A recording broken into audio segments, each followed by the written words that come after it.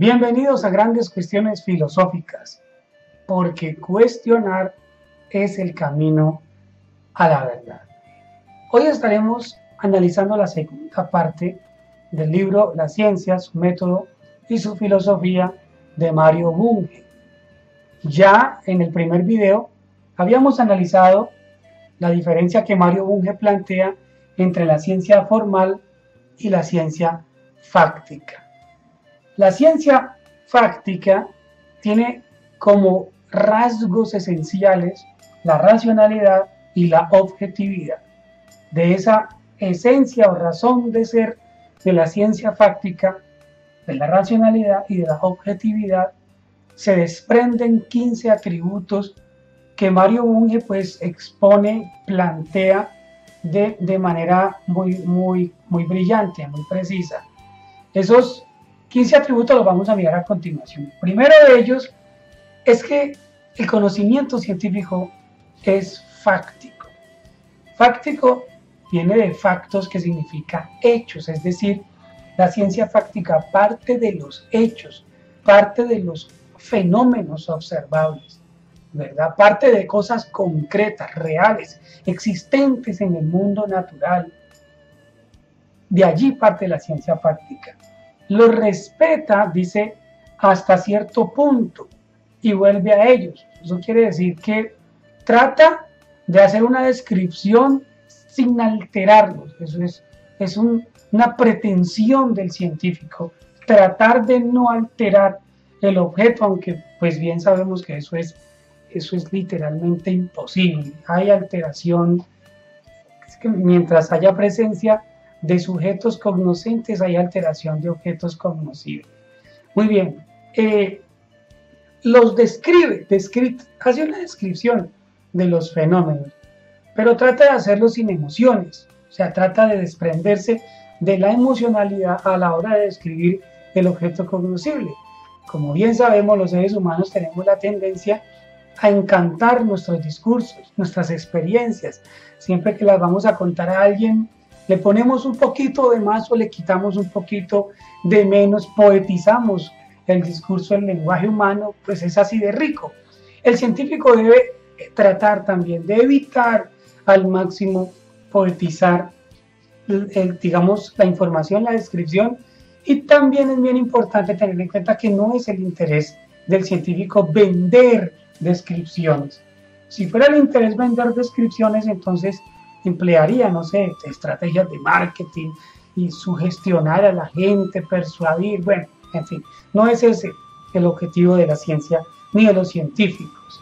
Además, es bien importante entender que las teorías tienen como materia prima los enunciados fácticos. Los fácticos, es decir, los datos que se obtienen de la experiencia o datos empíricos. Hay análisis en la ciencia fáctica, es fundamental que haya análisis. Sin análisis, dice Mario Bunge, con toda razón, pues es imposible que haya ciencia. Ahora bien, el análisis demuestra que el ser humano interviene en los objetos y que su intervención los altera, es una consecuencia, no de la intervención del hombre, del humano, la alteración del objeto. Entonces el ser humano aprende el objeto alterado, no lo puede aprender tal como es, no lo puede aprender en sí, sin alteraciones, sino que lo aprende además abriéndolo, mirándolo por dentro, haciendo pues lo que se conoce como el análisis. Primera característica de la ciencia fáctica, esto de que altere el objeto no significa que pierda la objetividad, no, sigue siendo objetiva la ciencia, o por lo menos esa es su pretensión, llegar y alcanzar y describir objetivamente el fenómeno. Segundo atributo o segunda característica de la ciencia fáctica trasciende los hechos. ¿Qué significa trascender los hechos? Pues no significa, primero, que descarta los hechos, que va tomando y va descartando unos sí, otros no. Listo, o sea, va más allá, va en busca de algo preciso, algo objetivo. Pero además produce nuevos hechos y los explica. Entonces no se queda solo con el objeto observable, sino que los trasciende. no se limita al hecho aislado, sino que trata de entender la conexión que hay con ese fenómeno y el entorno, por ejemplo, ¿sí? La relación que hay entre ese objeto y otros objetos que se encuentran circunscriptos, ¿verdad? Al lugar donde se está produciendo el fenómeno. Lo experimentan, el hecho es experimentado, es decir, van más allá de las apariencias, andan buscando la esencia del fenómeno, el fondo, la explicación última, la causa última del fenómeno.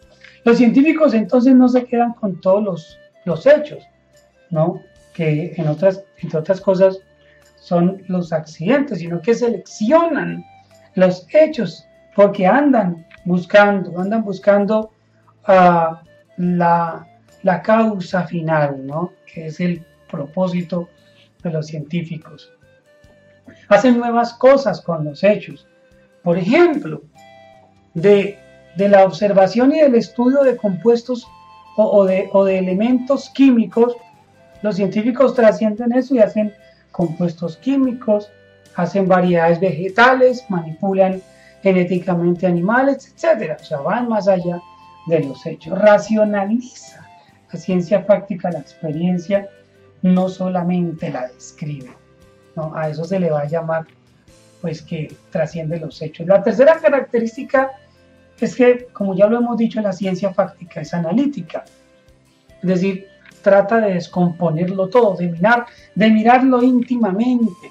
Su pregunta, podríamos decir, es ¿cuáles son los elementos constitutivos del objeto observado? ¿De qué está hecho? ¿De qué está compuesto? El análisis es una herramienta para construir síntesis teóricas fundamental en las ciencias fácticas. Una ciencia auténtica entonces no es atomista, o sea, no se limita o no se reduce a la explicación atómica, no se reduce a decir el átomo es el último elemento, como lo aseguraba Demócrito, el presocrático, ni tampoco totalista, ¿verdad? Sino que siempre anda en busca de algo más allá, es analítica, abre el átomo y lo mira por dentro. La idea es descubrir entonces cuál es el mecanismo interno de los fenómenos y de los objetos observables, que es el causante del fenómeno. Luego se evalúa la interdependencia de las partes al descomponerlos. Bueno, cómo esta parte se relaciona con esta otra en un todo, ¿no? Eso es lo que va a hacer para tratar de reconstruirlo todo nuevamente y tener, digamos, una comprensión totalista de la realidad. Entonces, el análisis no descuida la totalidad, no es que fraccione y deje así la realidad, no, la abre para tener una comprensión de la totalidad, bien importante. Número 4, la investigación científica es especializada. ¿Qué significa este atributo? Bueno, significa que este enfoque analítico, descomponer las cosas en sus partes mínimas, lleva a la especialización, ¿no? Verbigracia, el cuerpo humano, cuando es observado en sus partes, arroja como resultado especialistas para cada parte del cuerpo. Entonces está el optómetra, está, digamos, el cardiólogo y está cada especialista dedicado a una parte del cuerpo. Entonces el análisis, el enfoque analítico lleva a la especialización. Ahora, no hay que exagerar la diversidad de especializaciones, ¿no? Hasta borrar, digamos, la unidad metodológica. Eso fue lo que intentaron hacer en la antigüedad. Por ejemplo, el dualismo famoso histórico de la materia y del espíritu trajo como consecuencia una división de las ciencias en ciencias naturales y ciencias del espíritu. Pero Mario Bunge aclara diciendo que sí, que difieren en el asunto que tratan, difieren en las técnicas y difieren en el grado de desarrollo, pero no difieren en el objetivo final, ni tampoco en el método, ni mucho menos en el alcance, es decir, siguen unidas, ¿verdad? Lo mismo pasó con el dualismo razón-experiencia, arrojó como resultado la ciencia fáctica racional y por otro lado la ciencia fáctica empírica. Ahora bien, todas, tanto la racional como la empírica, todas las ciencias son racionales y todas son empíricas. No se puede uno alejar totalmente de la experiencia, ni tampoco se puede alejar uno totalmente de la razón, ¿no?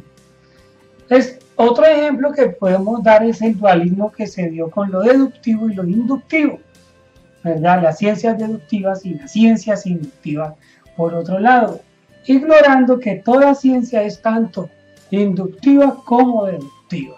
Entonces no pierde esa unidad metodológica. La especialización, entonces, para ir concluyendo, no ha impedido la formación de campos interdisciplinares. Por ejemplo, y al contrario de esa afirmación de que haya impedido o no, ha aparecido la biofísica. ¿Qué es la biofísica sino la interdependencia de dos grandes ciencias, como la física y la biología? Lo mismo pasa con la bioquímica, lo mismo pasa con la psicofisiología y lo mismo pasa con muchas otras ciencias que son interdisciplinares. Pero la especialización tiende, eso sí, a estrechar la visión, a hacer que el especialista solo comprenda la realidad desde esa perspectiva. Se requiere entonces, para tener una perspectiva amplia, universal, una buena dosis de filosofía, es lo que recomienda Mario Bunge a todos los científicos. La filosofía nos ayudará a ir más allá, a tener una visión más amplia. Muy bien. La característica número 5 de 15 es que el conocimiento científico es claro y preciso. Sus problemas son distintos. De eso habla René Descartes, la distinción y la claridad.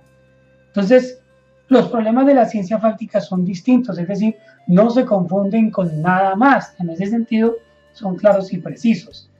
Y sus resultados, pues, son claros. La ciencia torna preciso lo que el sentido común, ¿cierto?, conoce de manera muy nebulosa.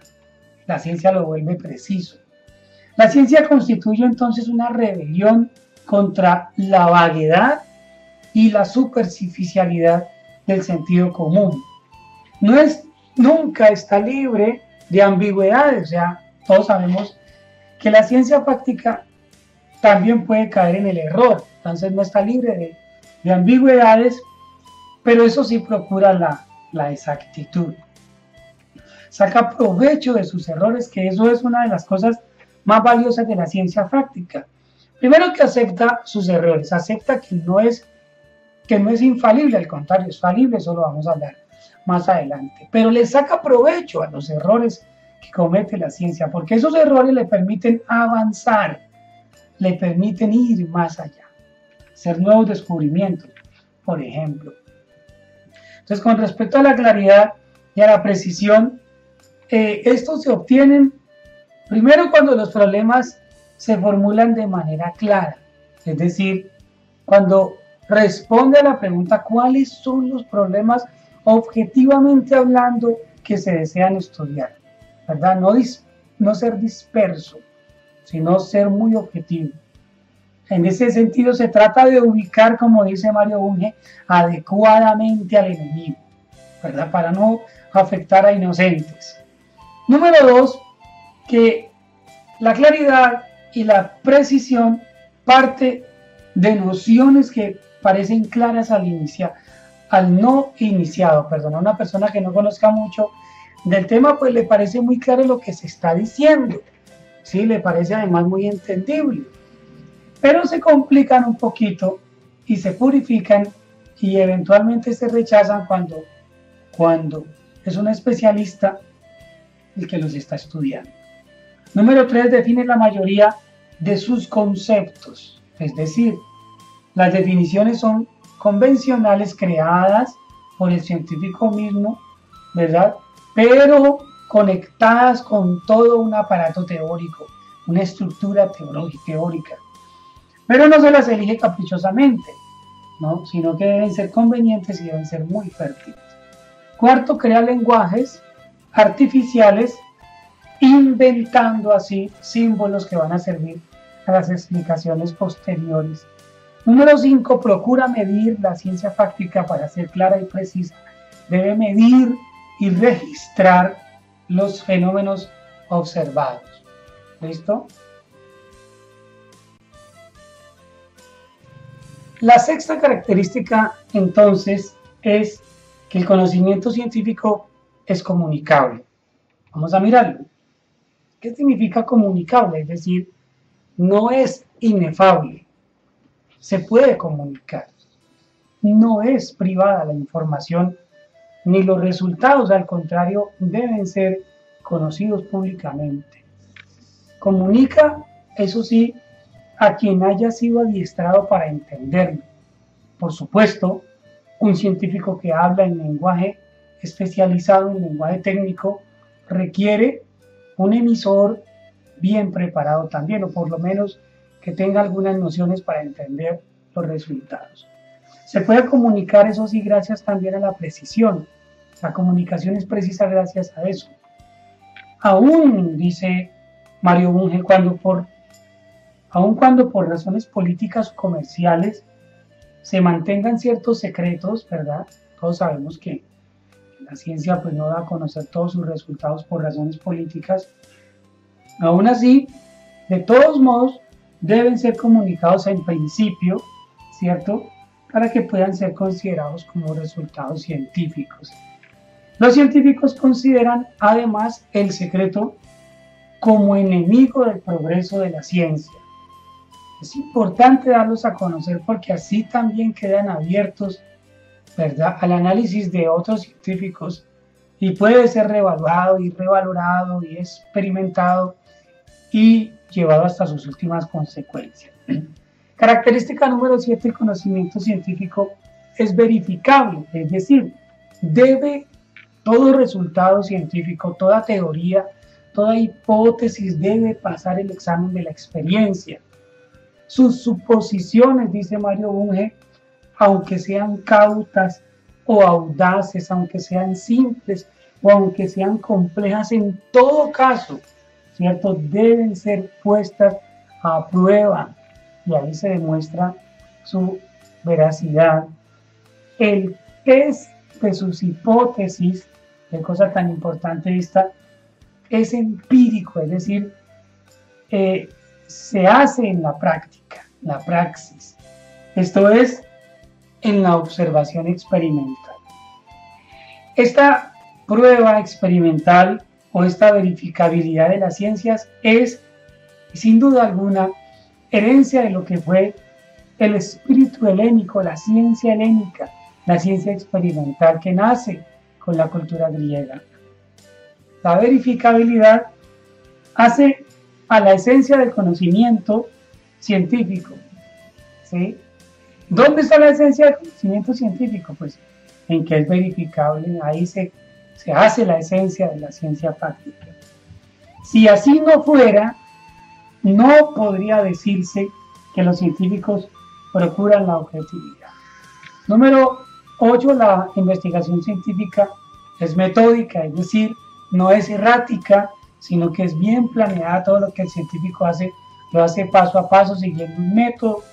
No se tantea en la oscuridad, sino que se sabe lo que se busca y se sabe además cómo encontrar lo que se busca.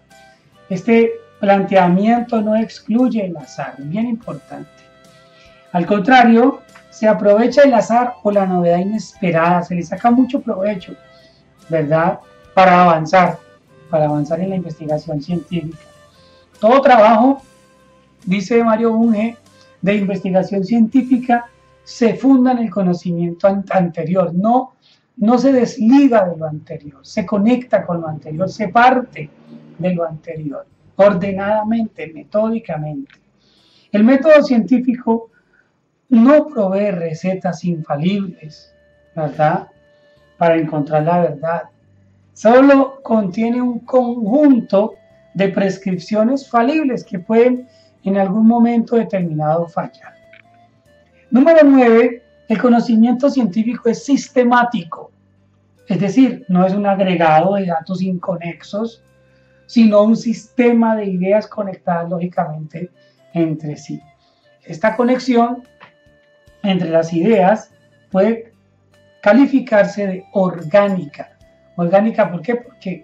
Porque todo está relacionado, todo está dependiente una cosa con la otra, ¿no? Entonces es sistemático. El carácter matemático del conocimiento científico, es decir, que está bien fundado, que es ordenado y que es coherente, es lo que le hace finalmente o lo que lo hace finalmente racional. Número 10, el conocimiento científico es general, es decir, ubica esos hechos singulares en pautas generales, los enunciados particulares en esquemas amplios. Se ocupa de hechos o del hecho singular en la medida en que este hecho hace parte de una clase o de una ley general. Y no es que la ciencia, entonces, ignore la cosa individual, ¿no? O sea, ni se aleja de la totalidad, ni se aleja de lo individual, o del hecho que es además irrepetible. Lo que ignora es el hecho aislado, nada se da aisladamente, todo está íntimamente relacionado. La generalización es el único medio que se conoce para adentrarse en lo concreto, para apresar la esencia de las cosas, es decir, sus cualidades y sus leyes esenciales. Característica número 11, conocimiento científico es legal, es decir, busca leyes, sean estas naturales o sociales, y las aplica. Inserta los hechos singulares en pautas generales, es decir, en leyes naturales o en leyes sociales. Busca patrones regulares en la naturaleza, la ciencia fáctica. Tras el desorden y la fluidez de las apariencias que vemos cotidianamente, la ciencia fáctica descubre las pautas regulares de la estructura y del proceso del ser y del devenir mismo.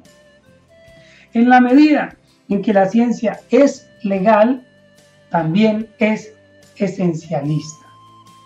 Número 12, la ciencia es explicativa, es decir, intenta explicar los hechos en términos de leyes y las leyes en términos de principios. Intenta responder la pregunta del porqué de las cosas, ¿no? O sea, de explicar. Se creía anteriormente que explicar era señalar la causa. Hoy se sabe que la explicación causal, o sea, la explicación por la causa, no es sino un tipo de explicación científica. Hay otros tipos de explicación, por ejemplo, la explicación morfológica, la cinemática, la dinámica, la de composición, la de conservación, la de asociación, la de tendencias visuales, la de dialécticas, las teleológicas, etcétera. Son muchas las explicaciones que se pueden dar. No solo existe la explicación causal.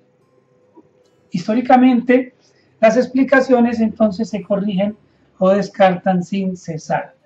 La verdad y el error no son del todo ajenos entre sí, sino que, como lo dice Mario Bunge, hay verdades y errores que son parciales, verdades parciales, errores parciales.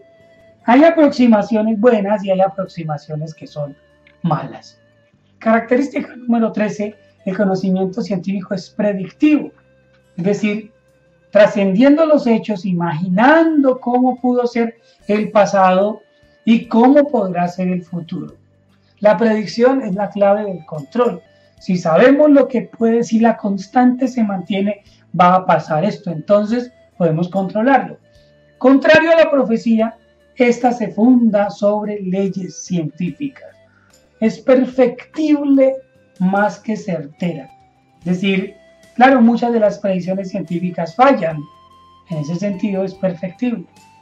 La profecía exitosa no es un aporte al conocimiento teórico, porque todo quedaría allí, sería palabra última, en tanto que la predicción científica fallida puede contribuir al desarrollo científico, a la evolución. El fracaso es posible gracias a la inexactitud de las leyes o a la imprecisión de la información de la que se dispone, ¿verdad? Característica número 14, ya vamos terminando, la ciencia es abierta. Me gusta mucho esta característica. ¿Por qué? Porque la ciencia no reconoce barreras a priori que limiten el conocimiento. Si un conocimiento científico no es refutable, en principio, entonces pertenece a otro campo, no pertenece al campo de la ciencia, pertenecerá al campo de las religiones o algo así, pero no al campo de la ciencia. Las nociones no son finales, todo fluye, como decía Heráclito, todo está en un permanente devenir, entonces las teorías, todo cambia. Carece de axiomas evidentes, incluso los principios más generales y seguros son postulados que pueden ser corregidos o reemplazados. Los enunciados de leyes son tan solo hipotéticos, son posibles respuestas. Y no es un sistema dogmático como ya lo habíamos comparado con las religiones, ¿verdad? Es falible, puede equivocar y capaz de progresar. El sabio moderno no es un acumulador de conocimientos, ¿verdad? Sino que es un generador de problemas, de alguien que anda en busca de la verdad. Y la última característica es que la ciencia es útil, la utilidad de la ciencia. Bueno, como bien sabemos, la ciencia provisiona artefactos, herramientas. La sociedad moderna paga la investigación porque ha aprendido que la investigación rinde, ¿verdad? Que da resultados. Es cosa de los técnicos entonces emplear el conocimiento científico con fines prácticos, y es cosa de los políticos, ¿verdad? Son ellos los responsables de que la ciencia y la tecnología se empleen en beneficio de la humanidad. La ciencia y la tecnología constituyen un ciclo de sistemas interactuantes que se alimentan uno al otro. Bueno, ¿cuál es la gran conclusión a la que podemos llegar entonces de estos atributos de la ciencia fáctica? Primero, que la ciencia es valiosa como herramienta para dominar la naturaleza y para remoldear la sociedad. Segundo, que es valiosa en sí misma como clave para la inteligencia del mundo y del yo. Y tercero, que la ciencia es eficaz en el enriquecimiento, la disciplina y la liberación de nuestra mente. Muchas gracias por acompañarnos. Estaremos presentando en otros videos otros temas de mucha importancia. Chao, hasta otra oportunidad. Muchas gracias.